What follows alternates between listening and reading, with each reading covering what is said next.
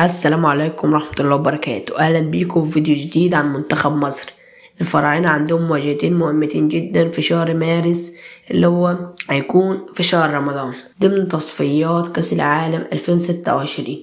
منتخبنا حاليا متصدر المجموعة بعد 4 جولات وعنده فرصة كبيرة لتعزيز الصدارة والاقتراب أكتر من التأهل للمرحلة النهائية. في الفيديو ده أنا أقول لكم مواعيد المباريات والتوقيت والقناة الناقلة وترتيب المجموعة، فخليك معايا للآخر. منتخب مصر بيقدم أداء قوي جدا في التصفيات بعد ما لعب 4 مباريات، فاز في 3 مباريات وتعادل في مباراة واحدة، ومسجل 11 هدف ومستقبل هدفين بس، وبيتصدر المجموعة ب10 نقط بفرق 4 نقط عن أقرب منافسينه غينيا بيساو. وده معناه إن الفوز في المباراتين الجايين هيخلينا نقترب جدا من ضمان التأهل للدور الحاسم من التصفيات. أول مباراة هتكون أمام منتخب أثيوبيا في الجولة ال5، ودي هتتلعب يوم الأربعاء 19 مارس 2025 في تمام الساعة 4 مساء بتوقيت مصر. مباراة لازم نحسمها لصالحنا عشان نضمن الاستمرار في الصدارة. بعدها على طول عندنا مواجهة قوية أمام سيراليون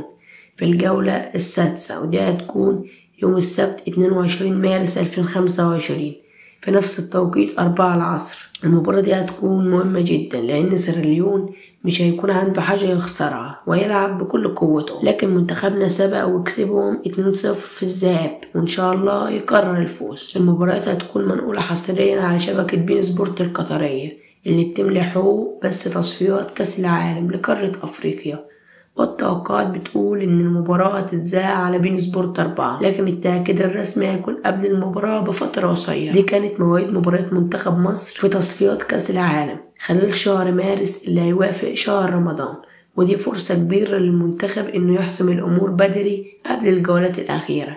أتمنى تشاركونا رأيكم في التعليقات. هل شايفين إن المنتخب قادر على الفوز في المباراتين بسهولة؟